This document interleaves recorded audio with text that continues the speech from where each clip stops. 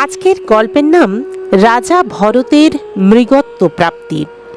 মহারাজ ভরত ভগবত প্রেমী ছিলেন। ভগবান ঋষভ নিজের ইচ্ছে অনুসারেই ভরতকে পৃথিবী পালনে নিযুক্ত করলেন। ভরত পিতার আদেশ অনুসারেই বিশ্বরূপের কন্যা পঞ্চজনীকে বিবাহ করলেন। যেমন অহংকার থেকে 5টি সূক্ষ্ম তত্ত্ব উৎপন্ন হয়, তেমনি পঞ্চজনীর গর্ভে ভরতের ঔরসে সুমতি, রাষ্ট্রভৃত, সুদর্শন, আবরণ আর ধূম্রকেতু নামে 5টি পুত্র জন্মলাভ করেন। তারা সকলেই ভরতের অনুরূপ গুণসম্পন্ন ছিলেন। যে ভূখণ্ডের নাম আগে অজনাভ ছিল, ভরতের সময় তার নাম হল ভারতবর্ষ। রাজা ভরত বহুবিধ জ্ঞান সম্পন্ন ছিলেন। তিনি পিতামহের ন্যায় গভীর বাৎসল্য সহকারে ও রাজধর্ম অনুযায়ী প্রজা পালন করতে লাগলেন। এইভাবেই ভগবত বুদ্ধির দ্বারা যত্নপূর্বক অন্তর থেকে রাগ দেশাদি দূর করে তিনি সূর্যাদি দেবতাদের ভগবানের অবয়ব নেত্রাদি রূপেই ধ্যান করতেন। এইভাবেই কর্মশুদ্ধির দ্বারা তার অন্তঃকরণ শুদ্ধ হল।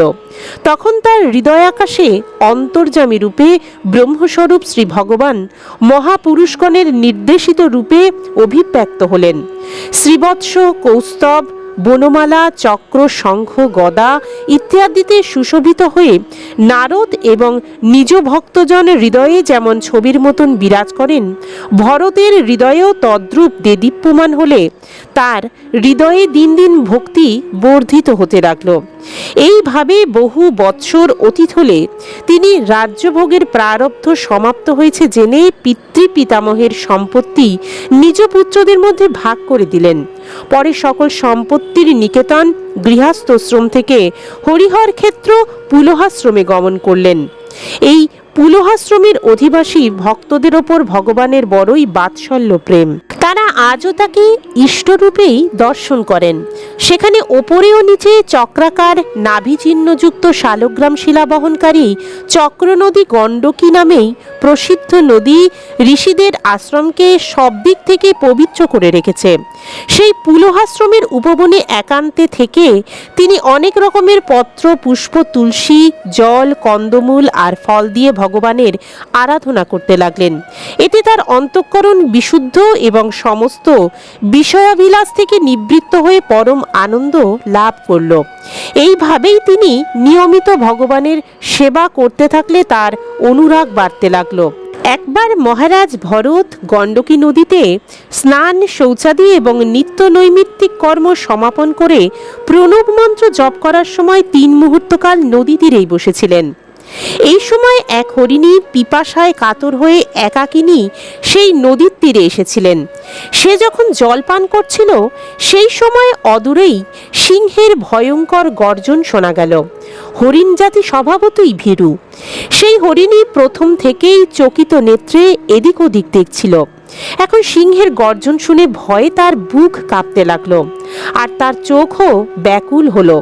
তার তৃষ্ণা তখনও মেটেনি, কিন্তু প্রাণ ভয়ে ভীত হয়ে সে একাই নদী পার হওয়ার ফলে লাফ দিল। সেই হরিণী গর্ভবতী ছিল। যখন অত্যন্ত ভীত হয়ে নদী পার হওয়ার জন্য লাফ দিল, তখন তার গর্ভস্থ শাবক স্থানচ্যুত হয়ে যোনির দ্বার থেকে নদীর জলপ্রবাহেই পড়ে গেল। সেই কৃষ্ণমৃগ পত্নীর হঠাৎ গর্ভপাত, বেগে উল্লম্ফন আর সিংহের ভয়, এইসব কারণেই ভীত হয়ে অত্যন্ত অসুস্থ হয়ে পড়ল। নিজের দল থেকেও বিচ্যুত হয়ে এক পাহাড়ি গুহায় গিয়ে পড়ল, আর সেখানেই তার মৃত্যু হলো। রাজর্ষি ভরত দেখলেন সেই মাতৃহারা হতভাগ্য হরিণ শিশুটি একাকী নদীর স্রোতে ভেসে যাচ্ছে। এই দেখে সেই মৃগবৎসের ওপর তার দয়া হলো, আর তিনি আত্মীয়ের মতন তাকে জল থেকে তুলে আশ্রমে নিয়ে গেলেন। সেই মৃগ শাবকের প্রতি তার মমতা ক্রমশ বাড়তেই লাগলো। তিনি নিত্য তার খাওয়ার ব্যবস্থা করতেন, হিংস্র জন্তুর হাত থেকে রক্ষা করতেন, গায়ে হাত বুলিয়ে দিতেন এবং তাকে চুম্বনও করতেন। এইভাবেই সদাই তার চিন্তায় মগ্ন থাকতেন। ফলে একে একে তার নিয়ম, যম ও নিত্য ভগবত পূজা প্রভৃতি সকল আবশ্যক বিষয়ই বিঘ্ন হতে লাগলো, আর শেষে সবকিছুই ছেড়ে দিলেন। তিনি মনে মনে চিন্তা করতে লাগলেন, আহা কি দুঃখের কথা, কালচক্র এই মৃগ শাবককে তার দল, আপনজন ও বন্ধুদের থেকে পৃথক করে আমার আশ্রমে এনে দিয়েছে। এ আমাকেই নিজের পিতা মাতা ভাই বন্ধু ও দলের সঙ্গী বলে মনে করে। এ আমায় ছাড়ার কাউকেই জানে না এবং আমার ওপরেই এক পরম বিশ্বাস। আমি জানি আশ্রিতকে উপেক্ষা করলে কি পাপ হয়, সেই জন্য আমায় এই আশ্রিতকে সর্বতোভাবে সস্নেহে লালন পালন আর পোষণ করতে হবে। এর দোষ দেখলে চলবে না। শান্ত স্বভাব, দারিদ্র বান্ধব, পরোপকারী সজ্জনেরা এরূপ শরণাগতের রক্ষার জন্য নিজেদের গুরুত্বপূর্ণ স্বার্থকেও উপেক্ষা করেন। এইভাবে ওই শিশু মৃগয়ার প্রতি তার আসক্তি এত বেড়ে গেল যে তিনি নিদ্রা বা শয়নের সময়, অবস্থান, উপবেশন বা ভ্রমণের সময়, এমনকি আহারের সময়ও মৃগ শিশুর স্নেহে আবদ্ধ থাকতেন। তখন তিনি কুশ, পুষ্প, পত্র, সমিত, ফলমূল আনতে বনে যেতেন। তখনও কুকুর আর নেকড়ের ভয়ে সেই মৃগ শাবককেই সঙ্গে নিয়ে যেতেন। পথে ইতস্তত কোমল তৃণ দেখে সেই সরল মৃগ শাবক সেখানে আকৃষ্ট হলে তিনি মুগ্ধ হয়ে প্রেম ভরে তাকে কাঁধে তুলে নিতেন। এই রকম কখনো কোলে কখনো বুকে করে তাকে আদর করতেন, আর এতে তিনি খুব আনন্দও পেতেন।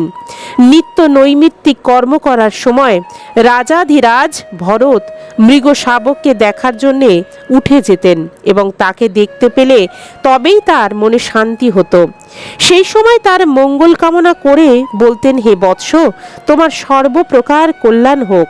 দরিদ্রের ধন কেউ হরণ করলে তার যেমন অবস্থা হয়, ঠিক সেইরূপ অবস্থা মৃগ শাবককে না দেখতে পেলে ভরতেরও হতো এবং তিনি ব্যস্ত হয়ে পড়তেন। তার মন সেই হরিণের বিরহে ব্যাকুল ও সন্তপ্ত হতো এবং তিনি শোক করে বলতেন, হায় কি আর বলবো, ওই মাতৃহীন দিন হরিণ শাবক দুষ্ট ব্যাধের মতন ক্রূর আমাকে বিশ্বাস করে, আমার অপরাধ ক্ষমা করে আমাকে আপনজন মনে করে সজ্জনের মতন আবার কি ফিরে আসবে? আমি কি আবার তাকে আমার এই আশ্রমের উপবনে দেবতা কর্তৃক সুরক্ষিত হয়ে নির্ভয়ে দুর্বা ঘাস খাচ্ছে দেখতে পাবো? এমন যেন না হয় তাকে একলা পেয়ে নেকড়ে, কুকুর বা শূকরেরা দলবদ্ধ হয়ে বা একাকী বিচরণশীল বাঘ তাকে খেয়ে ফেলেছে।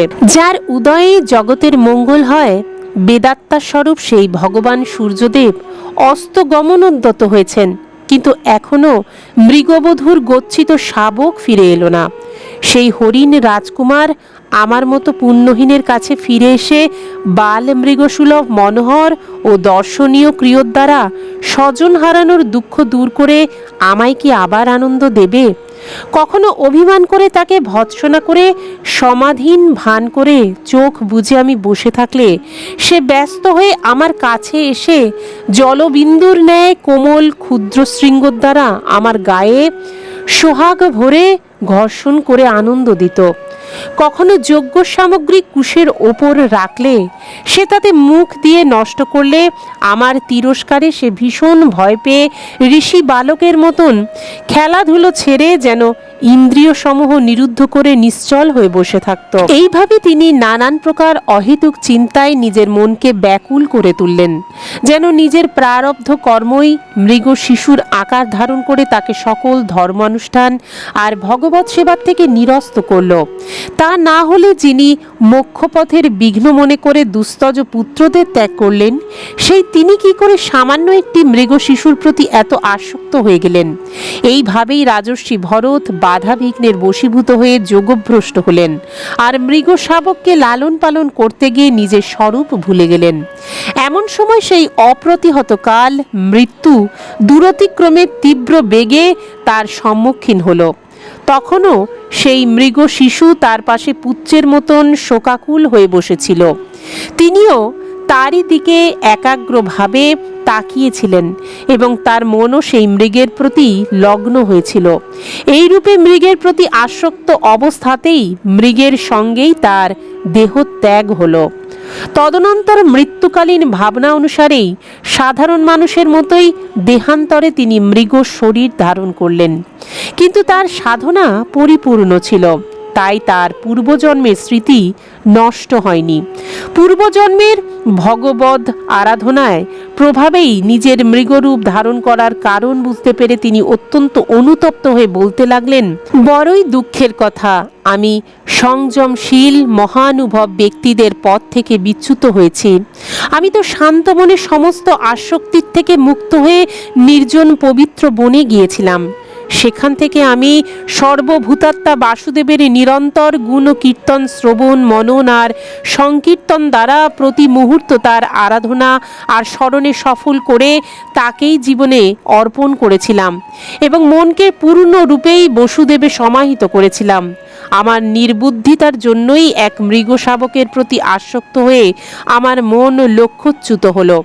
এইভাবেই মৃগরূপী রাজর্ষি ভরতের মনে যে বৈরাগ্যের উদয় হলো, তাকে নিজের মধ্যে লুকিয়ে রেখে মৃগী মাতাকে ত্যাগ করলেন এবং নিজের জন্মভূমি কালঞ্জর পর্বত থেকে শান্ত স্বভাব মুনিদের প্রিয় শালগ্রাম তীর্থ ভগবত ক্ষেত্রে পুলস্ত ও পুলহ ঋষির আশ্রমে চলে গেলেন। সেখানে থেকেই তিনি কালের প্রতীক্ষা করতে লাগলেন। আসক্তিতে তার ভীষণ ভয়। শুধুমাত্র একলা থেকে শুকনো পাতা ঘাস খড়কুটো ভক্ষণ করে কোনো রকমে জীবন ধারণ করতে লাগলেন। তার মৃগজনিতে পতনের কারণস্বরূপ প্রারব্ধ কবে শেষ হবে তার দিন গুনতে লাগলেন। অন্তকালে নিজের শরীরের অর্ধেক ভাগ গণ্ডকীর জলে ডুবিয়ে রেখে মৃগ শরীর ত্যাগ করলেন। তো এই ছিল আজকের কাহিনী। কিন্তু এই রাজা ভরত মৃগ শরীর ত্যাগ করে কিভাবে ব্রাহ্মণ কুলে জন্ম নিয়ে মোক্ষ লাভ করেছিলেন, সেই কাহিনী জানতে গেলে চ্যানেলটিকে অবশ্যই সাবস্ক্রাইব করে পাশের বেল আইকনটাও প্রেস করে রাখবেন। তাহলে আমি যদি কোনো নতুন ভিডিও আপলোড করে থাকি তার নোটিফিকেশনগুলো আপনাদের কাছে খুব সহজেই পৌঁছে যাবে। তাহলে দেখা হচ্ছে আবার নতুন কাহিনীর সাথে। ততক্ষণ সকলে ভালো থাকবেন, সুস্থ থাকবেন। ধন্যবাদ।